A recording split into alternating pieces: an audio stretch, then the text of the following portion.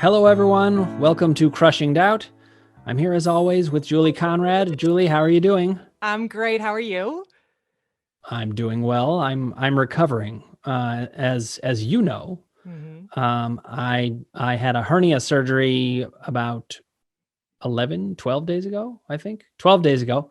I'm like 90% better, but this is going to bring up an interesting conversation because I had all kinds of mind-body symptoms on top of the physicality of it all. See, But this you're is already going also to find a way to use the experience. right. We always try to use the experience. We're very organic here. If it's happening, we just talk about it. And the other thing is, this so happens to be and this is really weird. It just happened this way. But Dr. David Hanscom is coming on. He's a former spine surgeon who stopped doing spine surgeries when he discovered mind body issues. Wow. And now his main work is all about bringing down the fight or flight system, the sympathetic nervous system response, the amygdala firing all the time. That's all he thinks about. And he used to be a surgeon who would value the idea of being able to switch off any kind of worry. And he was able to do it, but suddenly he couldn't. So I was thinking of this. I hopefully this will be interesting for people. But as I was going through this experience, it just got me to thinking about what happens when there is an actual physical event that lends itself to a lot of confusion about what's coming from where. And I get these questions all the time about all kinds of things. I mean, a surgery is a very clear physical event, but people can have. Do you think that I think a lot of people don't realize the anxiety that starts to build? I mean, even up to a couple of weeks before the actual procedure, which kind of lays the groundwork for all kinds of psychosomatic experiences.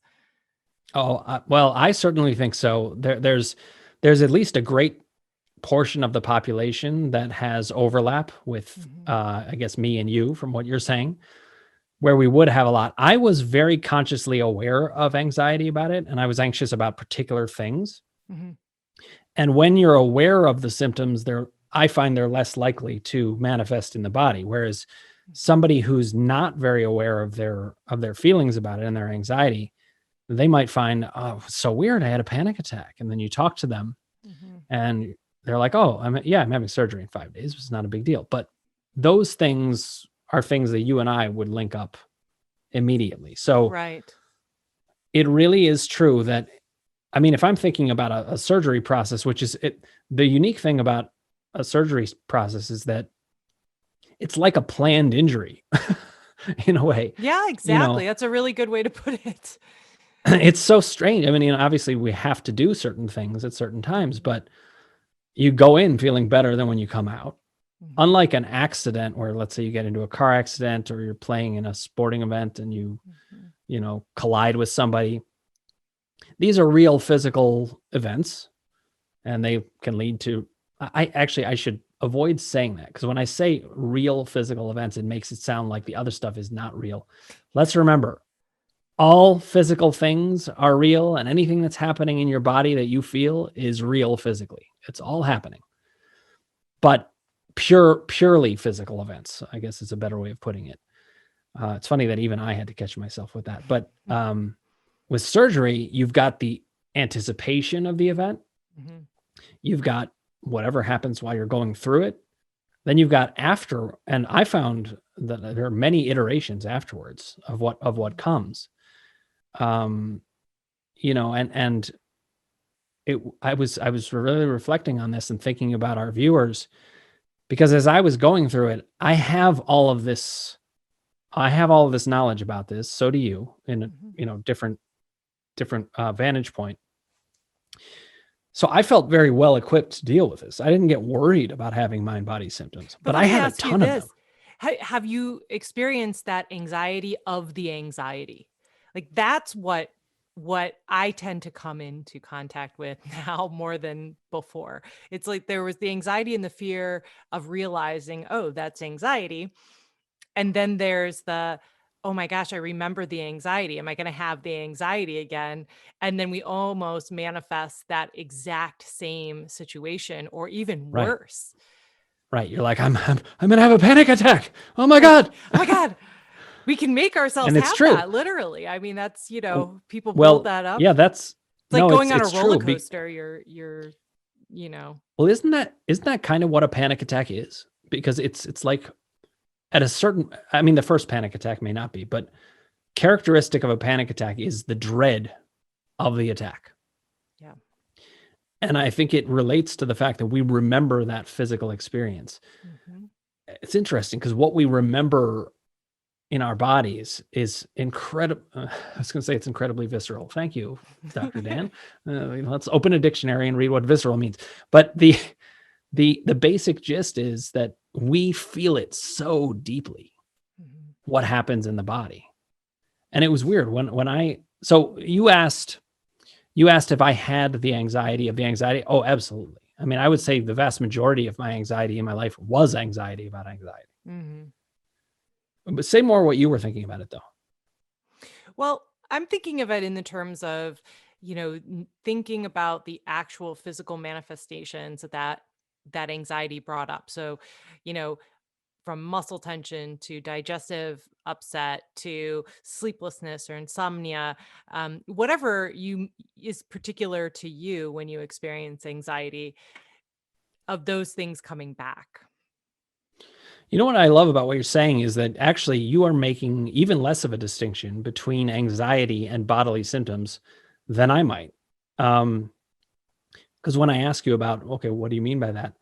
You just went straight to the body stuff, and I agree with you, but I think the way you said it is very eloquent there, and I think that's why I wanted to talk about this. Is that I knew that there would be a lot of confusion in me Mhm. about what was coming from where. I'll give you an example. So I'm lying in bed and, I'm sore in the areas that I was operating on, but I was sore in other areas. My right rib was just killing me. Mhm. And I'm thinking, did I like fall when I was, under anesthesia? Did they do something in there? Was it See, the very fact that questions will abound is going to bring up a lot of symptoms. Well, it's funny that you should say that. I just had a client myself who had to go in for some surgery, scheduled surgery, and when we were talking about her post-surgery recovery, she said she was so sore everywhere, like muscular Mhm. aches, that she actually went and had a COVID test because she was feeling ill. Like all of the Mhm. things that they're saying to look out for with COVID. And she's like, maybe I was holding tension. Maybe, she had a pretty good idea of other things that might have been going on too. But I find that, that is a lot of times just you know, the body reacting. I totally agree, but isn't it interesting that the way the body reacts always incorporates the mind. So Hmm. the whole country has COVID out there, not Hmm. just in reality, but also in our minds as we're Right. as we're thinking, well, if I got I mean, I was even thinking this. If I got a cold, it would kind of be the same setup as the surgery. Is the surgery causing the pain or is it a mind body thing? Hmm. If I got a cold, I'd be thinking, is it the cold or is it a mind body thing or is it COVID? It's like the Hmm. more questions there are, the more likely it is that the symptoms can pop up because they've got room to play then. This is the whole idea behind doubt. And um, it's one of the reasons that I think it's so important to keep in mind because as I was, working on healing, I was not worried that I was stuck with any particular symptoms. I was not worried about any particular symptoms for the most part in any kind of long term way. Hmm. I didn't like some of the symptoms, but But you remember at one of our first episodes when we talked to Eddie, and he talked about driving out and having this surgery and then driving home and still being in pain, like knowing that, like that question of, is it is it healed? I mean, how many people have had that experience where it's, a knee surgery, or most of the time it's back surgery, the lower back, the herniated disc, the this, that, oh you yeah, know, well for me, it was easy because this was a hernia surgery. They're closing up an actual hole. Exactly. Now, I will say this. I never had any pain from this hernia. None whatsoever. It was starting to bulge a little bit. Sorry for the TMI, but there you go. And, I decided to get it taken care of because the sooner you get it taken care of, the less serious of a procedure it is. And with COVID, I was like, elective surgeries are going to, be suspended soon and things like that. I just want to get it taken care of. I also like to get my homework done early. I always did, even in elementary school. So this time the hernia was my homework, I suppose. But, that was a particularly easy physical thing to wrap my mind around because I wasn't thinking, is this going to cure the pain? There was nothing I needed cured except, put the mesh thing over the hole so there isn't a hole anymore. Mm-hmm. So I'm not your typical case here. What you're describing is people go in, they're hoping the surgeries will help them, usually with pain, but they don't know whether it's going to. And I really feel for them so much because when they come out, they have the same grapplings that I do without as much certainty about these things because I've really looked at these things. So that bolstered me. But they have all kinds of questions. But that being said, I had, we talk about the different columns. My emotions column was on high alert after this surgery. A lot of the themes of my emotional life were out there, like, why don't people tell you what you need to know? Like, I didn't know I would be as fatigued as I was. So that's the theme of, do people take good enough care of me? That was very active. But another question though, Dan, to interrupt you here is, isn't it enough to know that you're fatigued and rest? Sometimes, yes. The mind wants to do all this figuring out of why and how, and does I need to know, but just resting in that idea that just listen, if the you body's can, tired. I think if you can be okay with it, yes. But if you can't, then it needs to be looked at in some way or another. Ultimately, what you're saying is a part of the solution. If we could get everybody to trust that their bodies will work it out, that what you're feeling is normal, that would be great. I do want to say though, maybe that goes back to what you're saying. If the physician or the nurses were to say, oh, right, exactly. Hey, just so you know, for some patients, they may be very fatigued for up to 2 weeks, or you may not have that at all. I think that's kind of what you're saying, correct? It is. And it's some of how I think about my work is I'm trying to orient people to what to expect.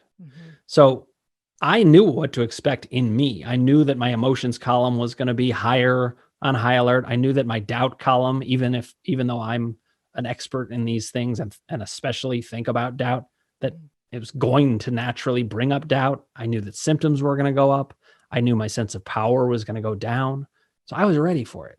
That was the easy part because I was ready for it. So I think knowing yourself and your interaction with your body and helping yourself get prepared for it is part of how we need to help people think about things and be gentle towards themselves in just the way that you were talking about. So let's hear from David Hanscom. Such an interesting topic. A surgeon who knew he had to change his entire career. And when you hear his story, it's pretty mind-blowing how different it is. Welcome, everybody. I am here with Dr. David Hanscom. He is a former orthopedic spine surgeon who stepped away from spine surgery because of his understanding of, I guess, the interaction between the way the mind and body works. We're going to talk about it. I know, David, you don't like terms. You tell me about that. Let's start there. Well, let me give a little background. I'm an orthopedic spine surgeon, complex spine surgeon. I was a guy who did a lot of the salvage work for many, many years in Seattle, Washington. And I quit in January 2019 to pursue this particular project full time. And a lot of my practice, due to people having multiple failed surgeries, had chronic pain. And it turned out chronic pain is present, as you well know, in over 100 million people in the United States. Over 30 million people have disabling chronic pain to the point that they're disabled. And then what happens, we end up doing these spine surgeries for chronic pain. Well, I spent 8 years being aggressive doing spine surgery. Then I found out that the chance of a fusion working for back pain was 22%. And I quit. That was 1993.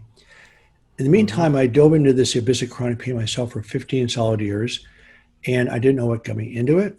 I didn't know how I came out of it. And in 2003, I did come out of chronic pain, in retrospect, by accident. Then the last 10 years, the neuroscientists have shown us exactly what's going on and how to treat chronic pain.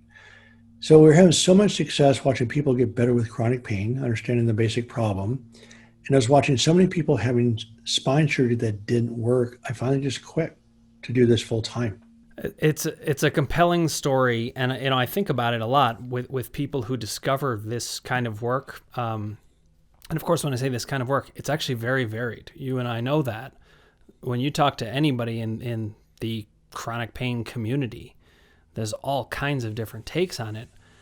And I wondered if you could talk a little bit about how it has evolved for you and what it was like to realize these things, because you were obviously going to have to make some major changes. And I think a lot of people don't do it nearly as gracefully or as well as you did. Well, first of all, I didn't do it well. Now I can help my patients do it well, but right. I did it horribly. And I was in chronic pain for 15 solid years. By 2002, I started this in 1990 with a panic attack. I went from being a fearless surgeon to a panic attack in one day. And how did that happen? And that's what started me on a 30-year quest that I would say ended this year of finding out what the problem is.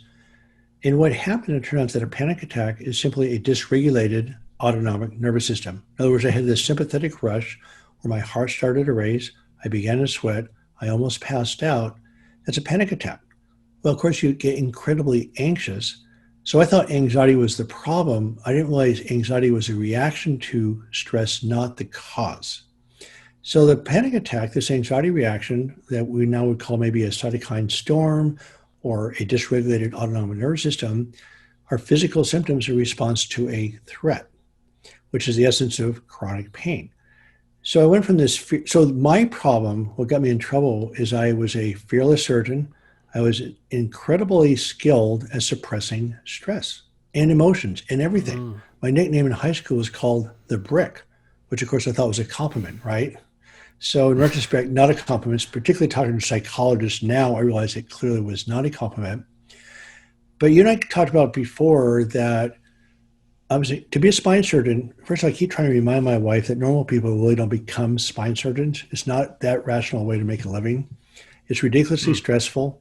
It's very demanding. You're always walking a tightrope every time you walk into the operating room. So it's an incredibly stressful occupation. And I was incredibly good at suppressing stress. The problem is, as you all know, that repressed emotions are a bigger threat than physical threats, because your body responds to emotional pain and physical pain in the same way. It goes to a similar part of the brain. You have a similar chemical reaction in your body that translates into physical symptoms. So what we call psychological is really physiological. How else could threat transform into, I had over 17 different physical symptoms. I had no idea what was going on. I also had no hope. Most physicians, including myself historically, just tell patients in chronic pain, we'll just live with it, do the best you can, we'll manage it. Well, we're treating symptoms, not the root cause. And what we found out by treating the root cause, people go to pain-free. So we have hundreds and hundreds of patients going to pain-free with pretty much a self-directed program. And I love working with psychologists like yourself that understand the problem, but it's not primarily a psychological problem. It's your body's response to threat. I don't know if this will be surprising to you, but I actually totally agree with that. I think what you and I are going to find is that we often are speaking similar thoughts in a totally different language. Right. We'll get into that when it comes to doubt. That's a big one. But I actually don't distinguish all that much between psychology and physiology at this point. It's changed my whole way of doing therapy, similar to how I still do therapy, but I do it very differently than I did before because I now understand the body. I mean, think about like when people get angry, you're just sitting there and you suddenly are thinking about an angry event. Your body responds. So I I don't distinguish between the two, and so maybe that's a similar way of saying what you're saying. I don't No, know it's how you feel exactly about the that. same thing. I think you represent the new wave of psychology that understands that this is a total body response to the environment. And you and I had the conversation before the show where I don't use the word mind-body syndrome anymore because it implies a separation. I mean, you can't fly a Boeing jet without a computer. You can't run your body without a nervous system. You can't support a nervous system without the body. It's just a unit. It makes no sense in the slightest to separate these two out. I don't use the word TMS anymore. I used to use a word called NPD, neurophysiologic disorder. And I've just simply dropped all the terms.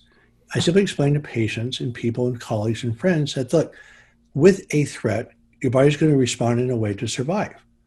And the sensation to threat is going to be so uncomfortable, it forces you to take action. My cat responds to a dog with her fur up, hissing, snarling, meowing. Okay, she's responding to this perceived, for her, real threat. Humans do the same thing. We have a boss yelling at us. Our body responds the same way. And when your boss yells at you while your heart's racing, you're sweaty, your muscles are tight, that's a physiological, physical response to this threat. Unfortunately, or fortunately, depends how you look at it, humans have consciousness.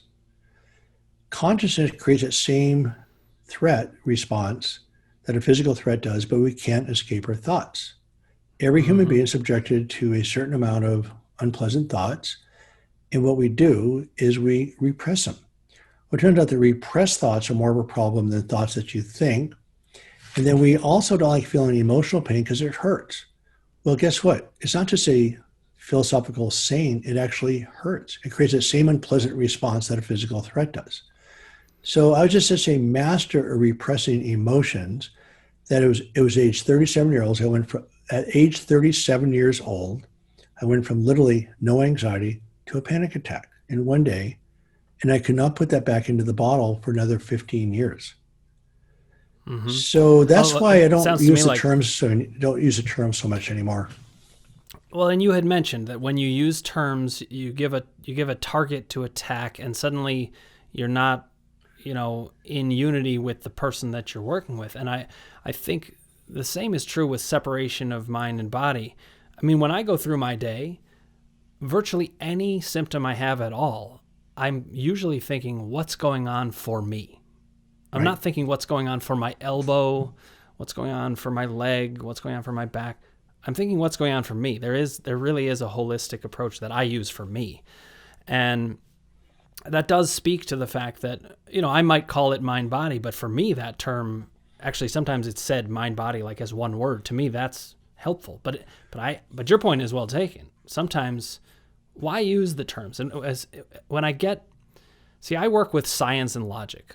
That's really all there is to combat what this is. And I think it really is true that if you were being chased by a lion, or if you're about to ask a girl out that you're nervous about, there's not a whole lot of difference between those experiences. Maybe in reality, maybe you actually need to run faster from the lion than from the girl, but or maybe not. Or maybe not. Right. I mean, there's so many threats to the inside.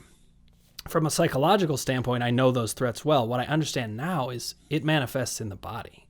And as such, I've got clues into psychology that are bigger than any therapy clues I ever had. Well, I mean, just for the benefit of your audience, I mean, we haven't talked as much as we will, but we clearly are almost on the same page word for word, even though the terminology is different. So, and I know that in medicine, there's a research paper out of Boston that shows that only 20% of physicians are comfortable treating chronic pain, and only 1% of them enjoy it. When I give lectures around the country, when I ask the audience, how many of you enjoy treating chronic pain, essentially nobody raises their hands. And these are pain physicians. These are not just primary care. These are just pain physicians. In fact, my primary care audiences actually raise their hands more frequently than the pain specialists. So not that doctors are bad people, but we just aren't trained in this process. And and I know that the process is not very hard to understand. To me, it's equivalent to high school chemistry or physiology class or health class, where if you're under threat, your heart races, you breathe more quickly, you sweat. Why does that happen? Well, it's adrenaline cortisol But what I also was reminded of is also your immune system fires up. Your body throws off these inflammatory cytokines, which are small little proteins or small signaling proteins that creates this huge inflammatory response. And since mental threat and physical threat are processed in the same manner, all of us are sustained to chronic inflammation to some degree. If your mental threat is severe and your response is severe, then people get sick. We know that people under chronic stress, unhappy people die on the average about 7 years earlier than average. They have double the incidence of depression, suicide, heart disease, diabetes. What has been in the literature now for 20 years, and this is not new news, I'm just disturbed I wasn't taught about this, is that I belong to this think tank that I inadvertently started once a week, where you look at the literature on anxiety, depression, OCD, bipolar, but also Parkinson's, Alzheimer's, cardiovascular disease, peripheral vascular disease, adult onset diabetes. They're all inflammatory disorders, every one of them. It's all the same stuff. And what we're evolving for is that when you're under threat, you have a chemical change, inflammatory change. Same thing as my cat does, but my cat lays down. She escapes the dog, she lays down and goes to sleep. When your boss yells at you, you go home and you think about it. Well, as you know, you still stay agitated. And my cat doesn't stay agitated because she just currently is in the present moment. She doesn't have that consciousness and memory.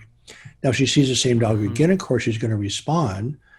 But the boss isn't in your house. She doesn't hold on to it. She doesn't. She can't. We do. So our brain is doing this to us all the time. So the key issue here is that survival response processes about 20 million bits of information per second. The conscious brain is 40, 20 million versus 40. Most of our processes in the bodies are automatic and unconscious. So this reaction, so humans have a word that we put on the survival response called anxiety. Well, it's just a word that describes a sensation that causes you to take evasive action. That's it. So anxiety is just a word. It's not subject to rational control.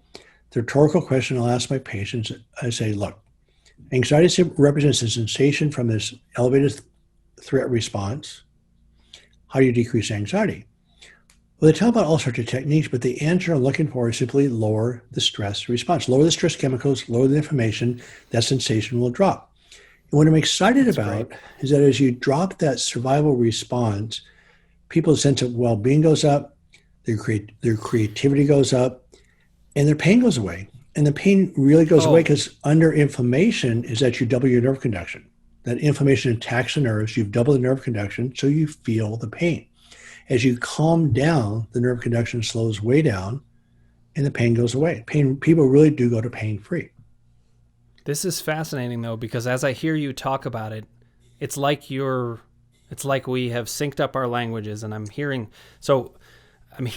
very similar things in how I think about it. So first of all, a lot of times when people hear anxiety, they want to treat the anxiety. Right. I treat what's under the anxiety. What's the cause of the anxiety? I have come to see, and this is where I've changed my practice quite a bit, I don't treat anxiety. I don't treat depression. I treat what's going on underneath that is the cause of that. And I would describe it, I mean, I haven't used those terms, but I can certainly relate to it as it is a stress response. It's a threat to the self, or it's something that feels that tense. Anxiety is not actually the problem. Right. It's the signal of the problem. And right. if we go, and it's been very helpful. And actually, I think I have your newsletter, and I do read your newsletter frequently, and I'm always intrigued. Your titles are great. They draw you right in. But one of the things I learned from your newsletter was the idea that we don't have to think of anxiety and depression as different from a physical symptom, because they are physical symptoms. It's the same thing. I mean, the way the body survives, the species of creatures who did not pay attention to the cues in their environment just didn't survive. From an evolutionary standpoint, that those of us who survived millions of years, hundreds of millions of years, are the most anxious. We're survival of the most anxious. And so that's brilliant. Right. And so the other thing is, so in nature, by the way, there's no reward for being vulnerable. Remember, anxiety is a feeling of being vulnerable. will do anything to protect yourself and go towards safety. That's one of the reasons people don't give up their anger, because it helps them feel safe. And as you know from reading my stuff, that anxiety and anger are exactly the same thing. So one of the antidotes to anxiety is control. When you lose control, your body has a bigger stress response, more chemicals, more inflammation in an effort to regain control, and you become angry. So it's the same process. Anytime you're anxious or frustrated, you're in this reactive survival mode, and the sustained anger really takes you down. As you know, Dr. Sarno used the word rage, but you're trapped. So the antidote to anxiety is control. When you're trapped by anything, especially chronic pain, you become indescribably angry. And so it's the same process. I wonder sometimes I've said that the antidote to anxiety sometimes can be anger, but I think what you're saying is, but then you need an antidote to anger because you're still in a physiological loop. Is that right? There's three ways. I'm actually going to give a lecture this week on this, and we're also doing a pain summit in January that's up on my website. But there's three parts of the problem. So you have the input. You have vision, taste, sound, smell, the sensations from your gut, called interoception. Then you have the state of the nervous system itself, which can be hypersensitized or calm. Then you have the output, which is either danger, neutral, or safe. So you can intervene at any aspect of it. So you talk about cognitive behavioral therapy. What you're doing in CBT is you're changing the thoughts. So you're changing the input. You have less of a chemical reaction. Or with anger, you have the output, which is this really intense output. And then what Dr. Porges has taught us through this polyvagal theory concept is that, okay, this intense inflammatory reaction, there are ways of stimulating the vagus nerve directly that actually drop it, which is strongly anti-inflammatory. So humming, relaxation, meditation, it's not just a psychological construct. You're directly stimulating the vagus nerve. Humming vibrates the back of your throat, which is the seventh cranial nerve, which is connected to the nucleus of the vagus nerve. So just low-grade humming drops down the inflammation. So you can drop the anger response down directly, or forgiveness. Forgiveness changes the input. Yeah, and another thing I like about what you're saying is there's actually many ways to access this. If Absolutely. you understand the system well, you can, this is something I do in my work also. If it's not working in one direction, that's not a sign that you can't do anything. In fact, we need to be flexible as professionals to be able to help people in a variety of ways. The good news is there's all these different systems. So you could have people meditate and bring down their anxiety that way. The vagus nerve is targeting that in some way. What you said about CBT, something jumped out at me, that a lot of times CBT, when we talk about changing thoughts, one of the reasons I think sometimes it doesn't work for people is that we might be trying to change thoughts, but we're not changing beliefs. And how do you change belief? Well, let me just jump back one step deeper in the conversation. So it turns out that everything works in chronic pain, somewhat. But rarely do things work in isolation. So to me, the three steps of solving chronic pain is, first of all, awareness of the nature of chronic pain, and awareness of the solution, and awareness of your situation. The second thing is you have to treat every aspect simultaneously. It's like fighting a forest fire. So sleep might be 20%, your CBT might be 20%, exercise might be 10%, psychotherapy might be another 15%. So it's always that meditation might be another 15%. So it's a combined nature of their intervention that actually solves the problem. Then the final step, which is critical, and this is where you really come in, and again, I'm excited to get to know your work because we're so much on the same page, if not exactly, is that, okay, if awareness of the problem, you treat every aspect simultaneously, which sounds really hard, but it's not. But since chronic pain is complex and each individual is unique, the only person that can conceivably solve the problem is the person. It was very exciting. Once you learn the tools to how to process stress, remember, avoiding stress is stressful, but there's ways of using these different techniques, whether a wide range of those, to help you figure out what's the best fit for you. Once you take control, it's simply a matter of time. It's very, very reliable. Now, it can be fast or be slow. It can be days, weeks, sometimes a month or two, sometimes even a year. But what you're doing, you actually change the way you process the environment. It changes the absolute structure of your brain through what we call neuroplasticity. And so your brain changes. And what I'm excited about is that once people hit that tipping point and they start processing the environment differently, they keep getting better and better and better, as opposed to a pain clinic, which is also effective. But remember, they're doing something to you as opposed to you internalizing it from the beginning. So what happens is, you get people the tools and they just keep getting better over time. They don't just relapse and stay back in the hole. No, actually, so I often will tell people what I think doesn't matter. It matters for useful information, but it doesn't matter for you getting better because I'm working with your mind. You're not going to get better without us utilizing your mind. Right. And one thing you said further back that I really resonated with, or at least struck me as something that had overlap with how I think about things, is that when we you were describing it as getting people to pain-free, whatever language we put on it, when people get kind of synced up that their body and minds are one, all this stuff, you talked about creativity coming out. I see this all the time. People become so powerful when they hit on this, and so alive.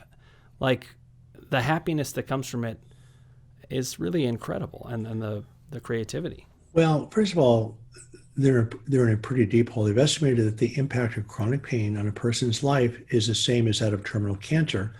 I did look up the paper a couple of days ago. It's actually worse. The impact of chronic pain is worse than having terminal cancer, because at least with cancer, you know what the problem is. Right now, people in chronic pain are bounced from doctor to doctor to doctor. Nobody's telling them what's going on. And I'm not saying this in a horrible way, but in cancer, you know the problem. You're either going to not make it or you are. In other words, there's defined endpoints. With chronic pain, what's the endpoint? So that lack of hope is deadly. And so you're in chronic pain. Nobody believes you. You're bounced around. Nobody gives you a time frame. It doesn't feel very good.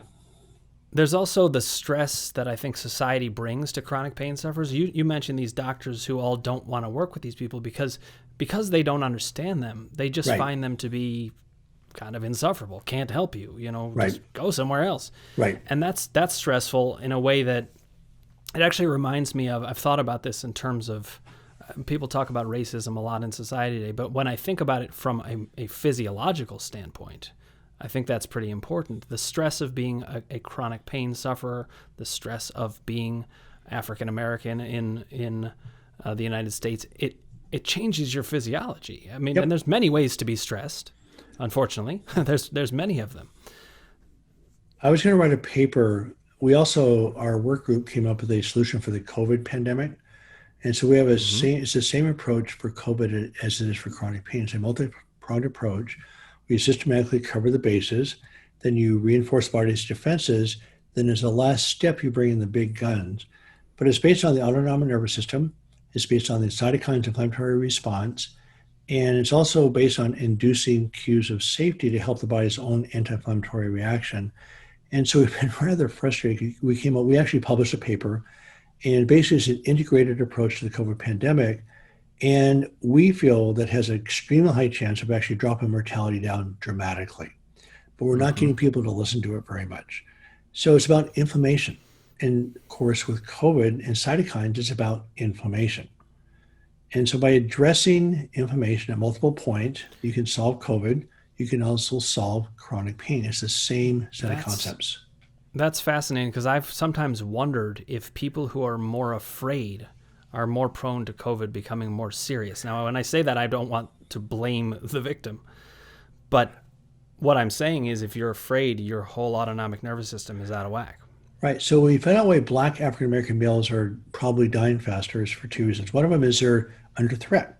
So I wrote another paper called Plan A. There's 13 things you can do to lower inflammatory markers, so when you actually get sick, you stay below that threshold of mortality. So being a Black male, you're under constant threat with poverty, lack of opportunity, and also the racism. That's a horrible threat. And vitamin D is a necessary vitamin actually to kill the virus.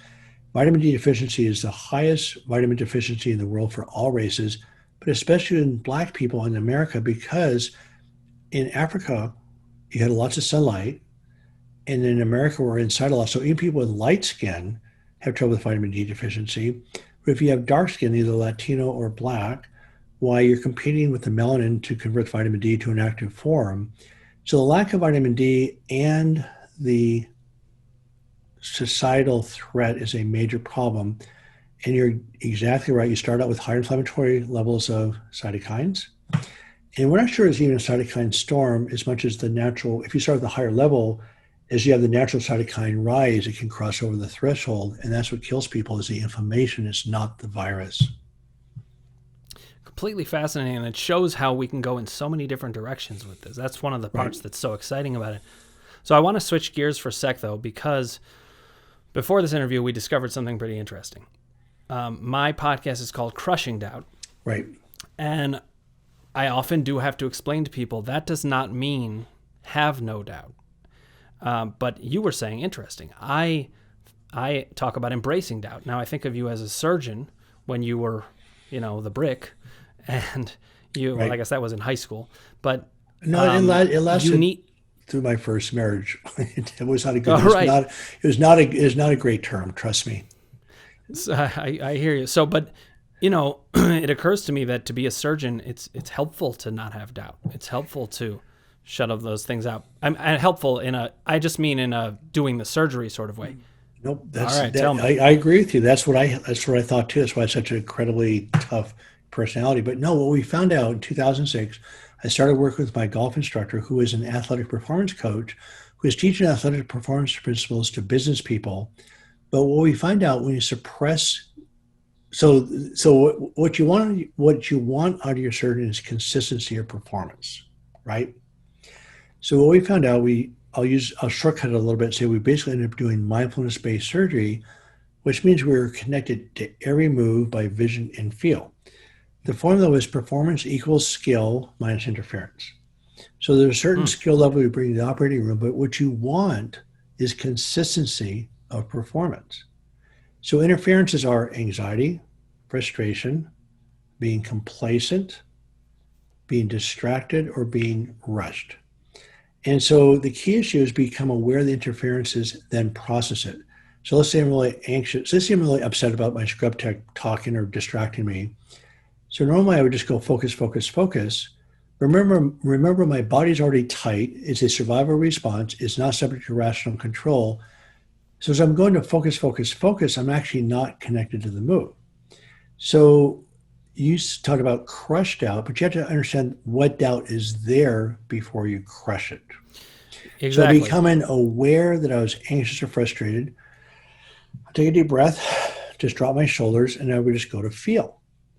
And so it became so automatic instead of having all these racing thoughts that were happening thousands of times per case, I might have like three distracting thoughts in a 10-hour case. I was so connected to every move all the time. So it's basically connecting to what is. When people first come to me, they've been bounced around for years and years and years. My record success story is 55 years of chronic pain. And they come read the Doc Project, they read my process, and they're thinking, well, why should I believe this? I've already tried everything. Well, I'm not going into the details of why it works, but the first thing I say, look, you should not believe me. In other words, right. It's not about believing David Hanscom or believing in the principles, because that's sort of this positive thinking, hallelujah, I'm going to be healed. It's the opposite. So the idea is that this is nonsense. This is crazy stuff. And to most people, it is, and it should be. So by connecting to what is, then you can redirect. Same thing as in surgery. By connecting with my anxiety and frustration, I'm connected to the move, and my surgical complication rate probably dropped 80% easily. So you're right. You want the person doing your surgery to seem like they're bulletproof, but being bulletproof is a problem. So as you learn to process these interferences, all of a sudden you're connected to what's right in front of you. So it's a much, much more consistent performance. So same thing in the operating room, same thing in life. We actually created a program for our fellows in my last couple of years in practice, and they will go into practice with just a fraction of the complications I had in my first 5 years in practice. So you're connected to your move, you're connected to life, you're connected to your reservations and doubts, and that's the starting place. And there's not any reason in the world you should be happy about what you're doing. Nobody's believed you. Why is David Hanscom going to believe you? And again, I really want to be really clear is that people still have a sensation, well, I just followed David Hanscom, or a David Hanscom guru or somebody I believe enough I'm going to heal. It's the opposite. Yeah. So again, you can't crush doubt until you recognize what's there. Exactly. So I think in some ways we're just talking about the opposite side of the equation, because Absolutely. what I do when I meet with people is I tell them, now, to crush doubt, we have to articulate all of the doubts. Right. So and we're kind of doing the same thing. You say embrace doubt, I say crush it, but it actually is the same process, because you have to let it be there fully. Yep. And I help people. They'll say, well, I have people who come to me and they say, oh, I don't have any doubts. And then we start exploring and they're like, I mean, I don't have any doubts, but I just don't know if I can get better. I'm like, well, that is a doubt, and not only is that a doubt, but it's important to bring the skepticism. And I also really like what you say about people ask me, well, what should I do? As if I'm some guru and I'll know. And the thing is, it's about your interaction with your mind. It has nothing to do with me. I can give you ideas. I can help you think it through. I can tell you about my experience. I can tell you about the science, the logic. But in the end, you're always working with your mind. Right. And there's no guru that will take it away from you. But there are people like me or you who can help people embrace those doubts, learn about the science and the logic that can bring those doubts down. I mean, eventually, I do think people can get to a place where they're really not doubting so much. But it's a process. You don't just get rid of it. But see, by trying to get rid of the doubt, you actually reinforce it. As you know, what you resist will persist. And we suppress negative thinking while it becomes stronger.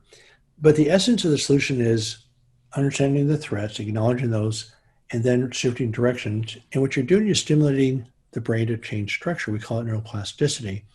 And what you're doing, you're creating a different nervous system within your current nervous system that doesn't have pain. And so we call it somatic work, where you connect thoughts with physical sensations. You learn how to regulate your body's chemistry. So you learn how to create safety in your own body.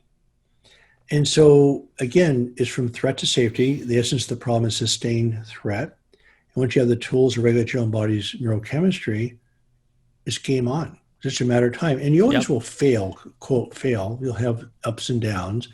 But once you have the tools to pull yourself back up again, you become triggered less often, and your peace of mind goes up. And I'm excited what you just said, because I do think the most important part of this whole thing is that people learn to thrive, but they're thriving at a level they never knew even before they had the pain, because they've changed their brain. And so it's like learning a new language. So that you have this new language, I call it the enjoyable life, versus your chronic pain life. And you don't learn French by trying to fix your English. You can't do it. So you're not going to learn this new life by trying to fix your pain. So as you acknowledge a pain, feel it, and then switch directions, game on. Yeah, you really. I was thinking about that when I was in high school. I had to film this commercial at one point, and it was just like a 15-second thing. I had so much anxiety, I just couldn't do it. I was so self-conscious.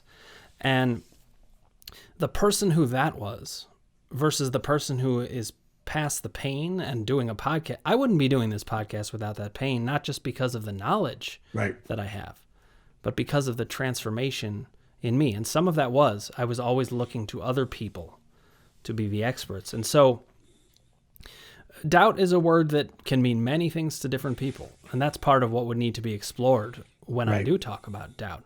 But I think belief in the self is something that can come if you are synced up with your body, which of course is you and is your mind. And so very exciting to talk to you, David. We have a lot of similar ideas talked about in maybe some different ways, but I think it's fascinating. I hope you will come back to talk. Maybe I can join you on your podcast, but I think we have a bright future together comparing notes. Absolutely. And I just want to thank you for joining. Thank you. Thank you. No, I'm excited. All right. This was a pleasure. Okay, Dan, I've got a great quote for you. Just encompasses this whole conversation. Enlightenment is simply a radical shift in perspective. Would you agree? Oh, I love it. Oh, definitely. Yeah. And I would add, add, just feel like that was such a theme of the whole talk. yeah, I mean, I very clearly, I mean, it's interesting because he one thing that's interesting about David Hanscom is he's so at ease with that shift from what I can see. Although when I talked to him, I thought that he was somebody who kind of embodied this very easy shift. But when I said that to him, he said, "Oh, no, I was not the poster boy for the shift." So it just goes to show you, a radical shift in ourselves is going to be wrenching. But I love that idea that enlightenment is a radical shift in thinking. Was that the quote? I already forgot it. Yeah, it's a radical shift in perspective and thinking. In perspective. You can put Okay. that in there. Yeah. But that's basically what we're talking about here. Everything Exactly. that you're sharing about how to look at mind, body, the integration of it, how you can change your life just by changing the way you think. So let me address that, because we're dealing with the fourth column here. The fourth column is called action steps. And one thing that I've really come to see is that for some people, that can be a tricky concept, it can feel like a trick name almost. So I tell people, okay, action steps sounds like we're going to be doing a lot of things. There are some things you will be doing. Some of the action steps are active, and they're with your body. But the vast majority of the action steps are thinking. A radical shift in perspective or thinking. So we've got a lot of enlightenment coming for you, I guess. For all of our listeners. Yeah. And I tell people that various action steps are going to work for various people. So you try on different thinking. And if one doesn't work for you, we don't just leave it by the wayside, because we want to make sure that new way of thinking doesn't actually send you in the wrong direction. Well, this goes back to the idea that I share a lot when I'm talking about how Ayurveda, works with each individual body as a constitution, is that, you're saying each person is going to find the action step that aligns for them. And all of these themes, it keeps coming back to me that, why and when did we all decide that, let's try and treat every human being, our bodies, as the same? Because they are so individual and so unique. I mean, some of us don't even have the same number of bones in our body, but most people don't know that. We think, oh yeah, I got a body. I only have 45. I'm kidding. No, but 45 funny, out of 206 bones is a pretty bad skeleton. Interesting fact that most people do not have the same number of muscles in their face, which that's pretty interesting. Yeah. It is interesting, although muscles there. I also, as I think about it, it makes perfect sense. I mean, things are constructed in all kinds of different ways, but I think the key point here is that if we're only thinking about a body and not a mind, then the variety is less, significantly less. There is a lot of variety in bodies, but there's even more variety in mind. And then there's even more variety when you have a mind body, when it's all one thing. So we are very, very unique. So I have an action steps PDF that I created partly because people kept saying, well, how? And I'm coming to think of this as the how segment. As we start to think about what can we give the audience, and people want to know what to do. So yeah, tell me what we're going to talk. We're going to talk a little bit about this. So I created an action step PDF. It is, I think it's about 140 of them. And I use them all myself. They're just, is there one particular one that you happen to see people go to the most? I'm just curious. There are a couple that'll stand out, and I'm going to highlight them as we go through. I'll highlight maybe one or two major ones from because there's emotional action steps, there's doubt action steps, and there's power action steps. I just had a meeting this morning where I had to reorient how someone was thinking about it. It's not you have an emotional experience, it leads to doubt, then there's a power issue, and then you come up with a corresponding action step. Actually, the columns are their own lives. The whole emotional column is doing all kinds of things, and then there are emotional action steps. The doubt column is doing its own things, and then there are doubt action steps.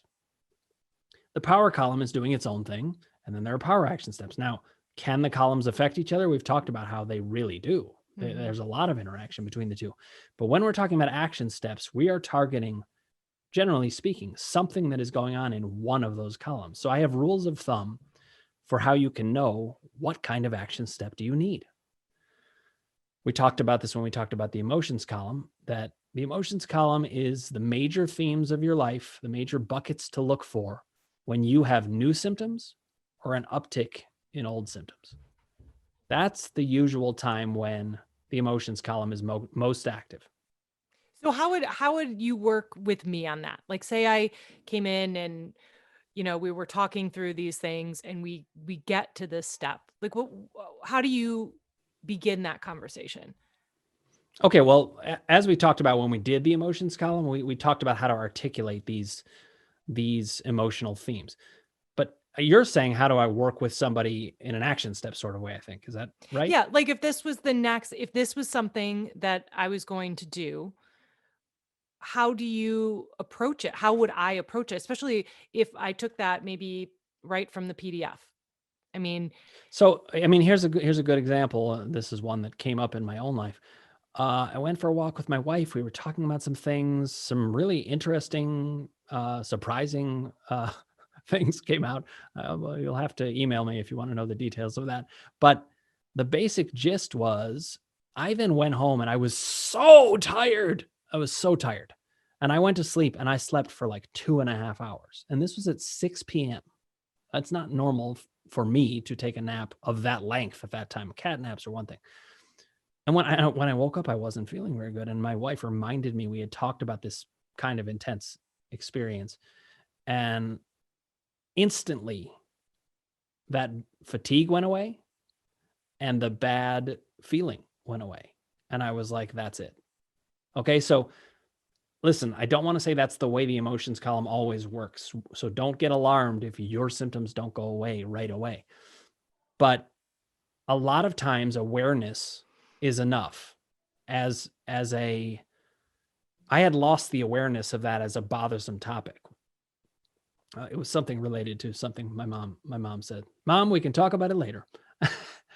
But I think that awareness is often enough. If it's not enough, it so the actually is awareness probably is a the sign. action. Awareness Yeah, is the exactly. action. Right. So if somebody's upset about something and they say, what do I do? I say, keep it in the front of your mind. Don't lose track of it. Mhm. Okay. Now, if that isn't helping you, the chances are that you need to move on to the doubt column or the power column because something else is up. You may need to circle back, but there's a lot of trying out these things and getting your systems down. Okay. Everybody needs their own system of action Mhm. steps. Mhm. It doesn't just happen right away. I developed these action steps over years.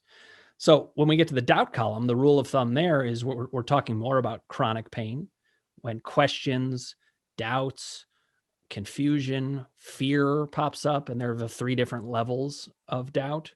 If you've been listening, 2 episodes ago, we talked about that there's doubt as to whether it is a mind-body issue. Mhm. There's doubt as to whether mind-body issues can be cured, and then there's doubt as to whether I am capable of getting better, if there's something wrong with me particularly. And so when we're talking about that, the action steps are very different than they are in the emotional column. Now, I only gave one example. I have 25 to 30 different emotional action steps. Some of it's like being in your own corner, recognizing that you weren't before. So we're going to get into more examples as we go, but I'm just introducing the topic of action steps. And here's a question for you though. Could you Mhm. look at those action steps and realize that you've already come to some of those? Oh, So, sure. Yeah. right, like maybe you were, involved in some counseling, or you took yoga and you were really getting in connection with yourself. You were meditating and you've realized, wow, these check, check, check. Yeah. These are actually action steps that are going to help. It's just another way of bringing that awareness in.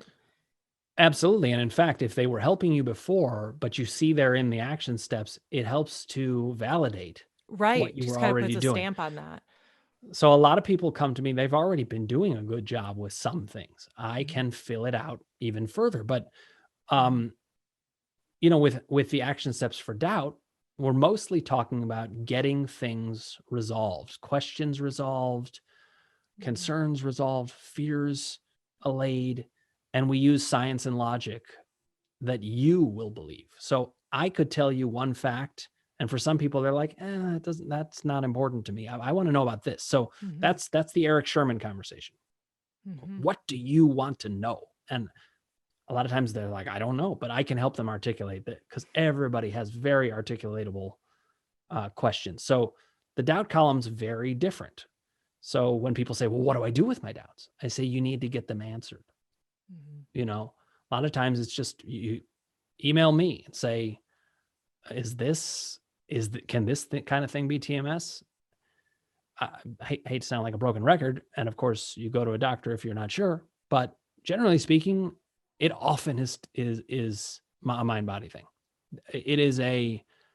It's very common for our experiences to be a mind body experience. So the action steps for that are about how do you self-talk, or what book might you read to get the information you need, or who do you need to talk to? Who can you trust? Mhm. Or can you trust yourself more? How are there ways to do that? So science and logic comes in, especially with doubt.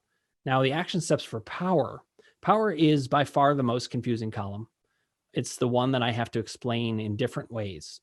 It usually takes more than one session to get people a sense of what power actually means. But the basic idea, again, the kind of rule of thumb is power is about your relationship with yourself, your relationship with others, and your relationship with your symptoms, and whether you feel powerful or whether you feel they are powerful.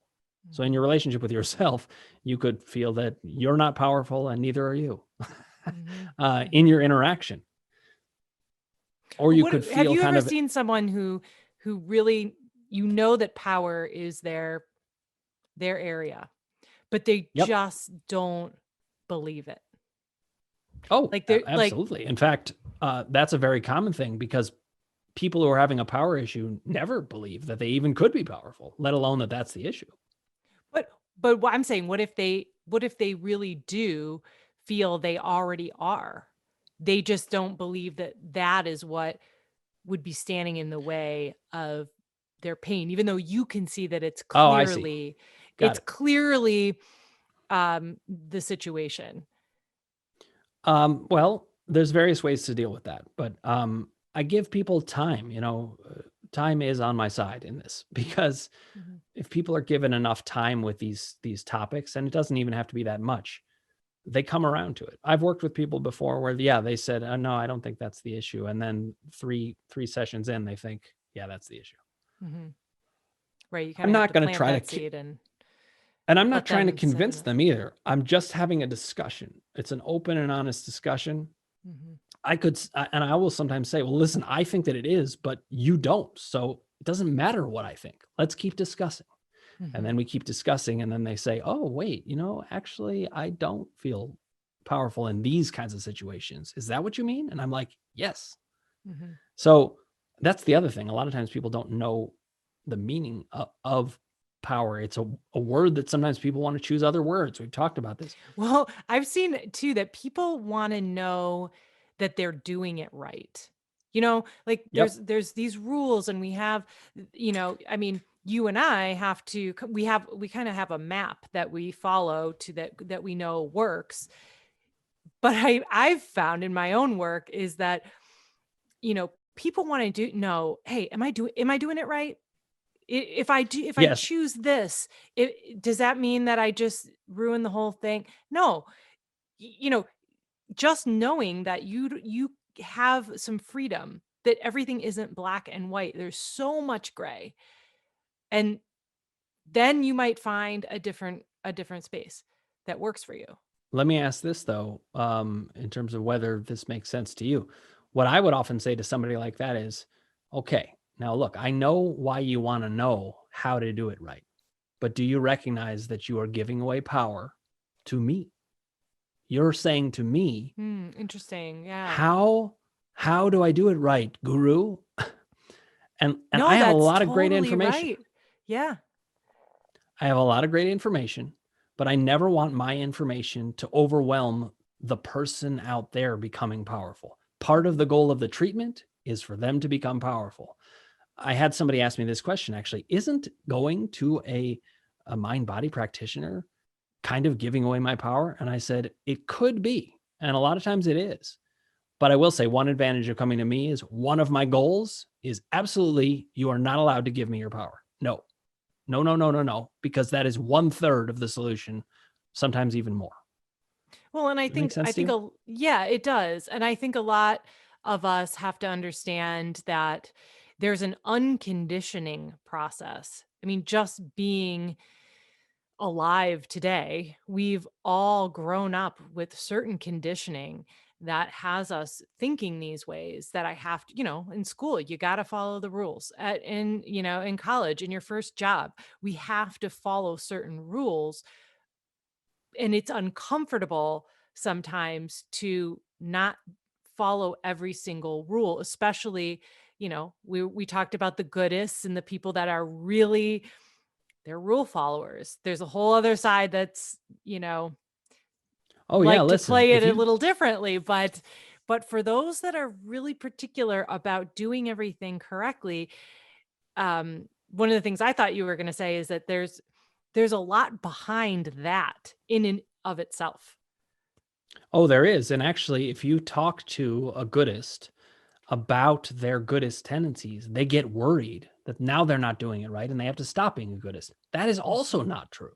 Mhm. I say that a lot. So actually, this brings up one of the questions. So I'm going to answer a question that I got from someone. Mm. But it also fits with action steps for power because I didn't get to say a specific action step for power. So the question I got was, do I have to change? Like who I am fundamentally? The answer to that is almost always no. But what Very, does that very mean though? What does that mean? I'm confused. Fundamentally, like what does that mean? well. It's a great question. I would say to change in some kind of radical way that goes against your nature. I do not think you have to change against your nature. Now, look, if your nature is to be impulsive and drink all the time, Mhm. okay, maybe there needs to be some kind of, reckoning with yourself where you go to AA and uh, figure out that, okay, that part of my nature is not the one to flow into. Um, but generally speaking, a lot of what I find in people is good stuff. Mhm. You do not need to change it. Usually the answer when it comes to mind-body issues, because let's remember, mind-body issues are very empathic to the self.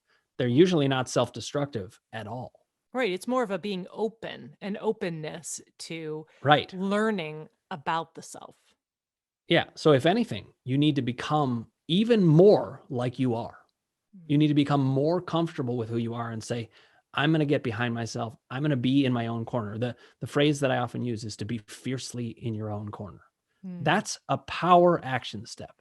Be fiercely in your own corner. I like to add that adverb because a lot of times people will be like, yeah, I'll be in my own corner, kind of. No, you got to get fierce about it. That doesn't mean I'm not advocating for being mean to people or fighting or causing conflict, Mhm. but within yourself, do not give away your power.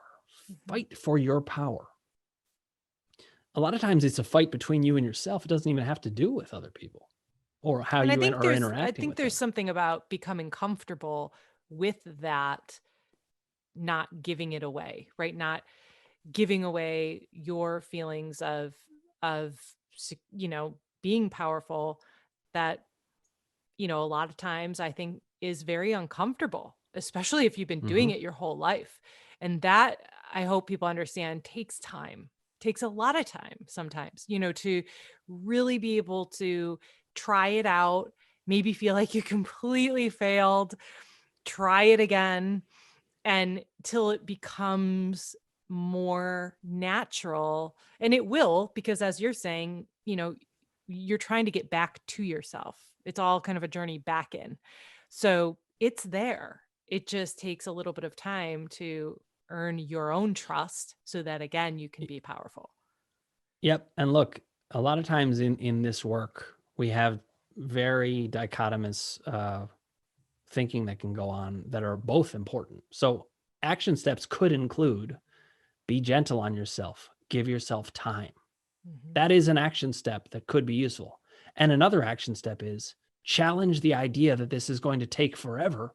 It might change radically fast because once you understand it, it's totally different. Those are two radically different action steps. Very different. But they're both action steps, and you have to find out what works for you. So we're going to keep working at that. We're going to keep talking about the how. This is what people generally want to know. It's in my book introduction, I talk about that. Everybody wants to know how. More coming. It's on the way.